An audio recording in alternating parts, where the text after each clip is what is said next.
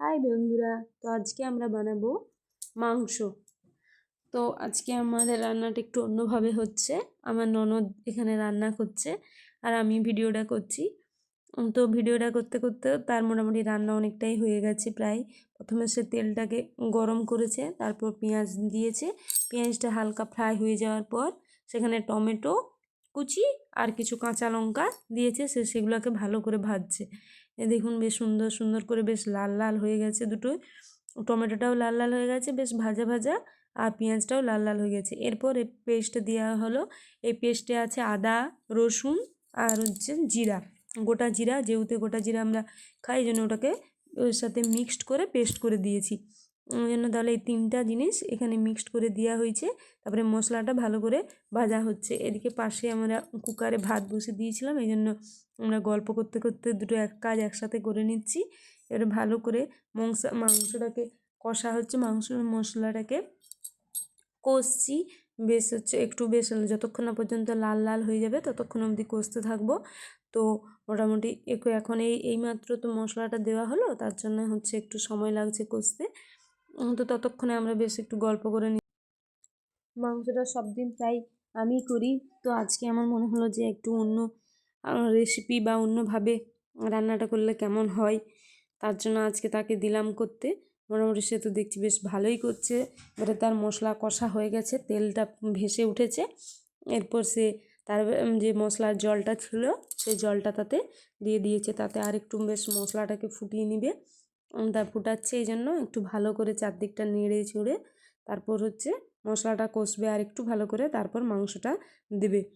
তো সব দিন আমি হচ্ছে এক করতে থাকি, এই জন্য অন্য অন্য হাতের রান্নাও খেতে বেশ মাঝে মাঝে বেশ ভালোই লাগে, এই জন্য ওকে দিয়ে করাচ্ছি।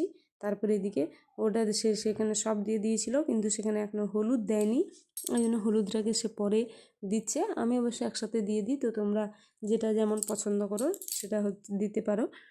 হলুদটাকে দিচ্ছে এখন। হলুদটাকে দেওয়ার পরে দিলে বেশ রঙটাও সুন্দর আসবে। এখন অতটা রঙটা আসেনি। এবারে হলুদ আর গুঁড়ো লঙ্কা সামান্য পরিমাণে দিয়ে দিয়েছি, কারণ কাঁচা লঙ্কা অনেক দেওয়া হয়ে গেছে, বেশি ঝাল খাওয়া যাবে না। এই জন্য মোটামুটি কাঁচা লঙ্কা যতটা দেওয়া হয়েছে আর খুবই অল্প পরিমাণে গুঁড়া লঙ্কার দেওয়া হয়েছে, তো ঝালটা বেশি না হয়। এরপর সব ভালো করে কষা হয়ে গেছে। এরপর জল দিয়ে হচ্ছে জল দিয়ে আর একটু হালকা করে ফুটিয়ে নিতে হবে, কারণ হলুদটা তো এই দেওয়া হলো, নাহলে হলুদের আবার কাঁচা গন্ধ থাকবে। এই জন্য আবার হচ্ছে আরেকটু জল দিয়ে ভালো করে ফুটিয়ে নিলাম। এই মাংসটা রান্না করতে মোটামুটি একটু সময় নিয়ে আমরা করছি, কারণ বেশ অনেক সে এই শীতের ঠান্ডায় বেশ ভালোই লাগবে বেশ কষা কষা করে মাংস করতে। এই জন্য অনেকক্ষণ ধরে মাংসটাকে কষছি। আর মাংসর মশলাটা কষাই মাংসের আসল টেস্ট আসে, এটা আমার মনে হয়। এই জন্য মশলাটাকে আগে অনেকক্ষণ ধরে কষা হচ্ছে। মশলাটা যদি ঠিকঠাক চলে আসে তাহলে মাংস হয়ে যাবে ঠিক, এটা আমার মনে হয়। ওই জন্য মশলাটা ভালো করে কষা হয়ে গেছে। এরপরে মাংসটা দেওয়া হয়ে যাবে। মাংসের পিসগুলোও বেশ সুন্দর সুন্দর ছিল, বেশ বড় বড়, একদম পারফেক্ট ছিল। এরপর মাংসটা দেওয়া হয়ে গেছে।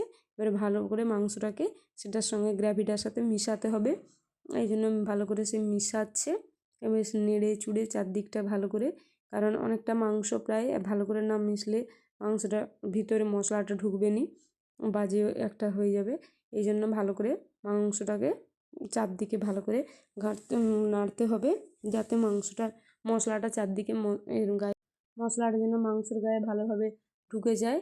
এদিকে নুন আর মাংসের মধ্যে আগের থেকে বলে দিই, আগের থেকেই নুন আর হলুদটা মাখানো ছিল, তারপর সেটাতে ঢেলে দিয়েছে। এরপর অনেকক্ষণ নেড়ে চুড়ে দেখুন বেশ কষা কষা হচ্ছে একটু একটু। এই যে তেলটা হালকা হালকা করে বেরাচ্ছে, এখনও তেলটা অতটা ভালো করে বেরায়নি, একটু ভালো করে এইবারে দেখুন খুব সুন্দর করে হচ্ছে তেলটা বেরিয়ে গেছে। এরপর পুরো মাংসটা পুরো কষা হয়ে গেছে। কষার পরে জল দিয়ে দেওয়া হয়ে গেল। জল দিয়ে একটু জাস্ট ফুটিয়ে নেওয়া হবে। যদি কোথাও একটু কাঁচা কাঁচা রয়ে যায়, এই জন্য এই জলটা দিয়ে একটু জাস্ট সিদ্ধর মতো করা যাবে, কারণ কষা মাংস তো আগেই হয়ে গেছে। এবার এই জলটা দিয়ে একটু সিদ্ধ করা হবে, এই জন্য হালকা জলটা দিয়ে ফুটিয়ে নেওয়া হচ্ছে। তারপরে জলটা যখন হয়ে যাবে, হ্যাঁ দেখুন জলটা বেশ সুন্দর হয়ে গেছে। তারপর তাতে একটু ধনে কুচি দিয়ে দিয়েছি। ধনে কুচি দেওয়ার পরে ওই জলটা মরার পরে আবার একটু আমাদের পছন্দ মতো যতটা দরকার হবে জল ততটা জল দিয়ে দিয়েছি। এরপর এই জলটা জাস্ট ফুটে গেলেই নামিয়ে দেওয়া হবে। তো আমরা দুজন আজকে ননদের বৌদি মিলে বেশ রান্নাটা করছিলাম। তো আমাদের দুজনের এই রান্না আপনাদের কেমন লাগলো অবশ্যই জানাবেন।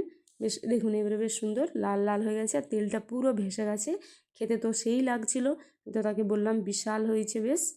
Tata bye bye. তো আপনাদের কেমন লাগলো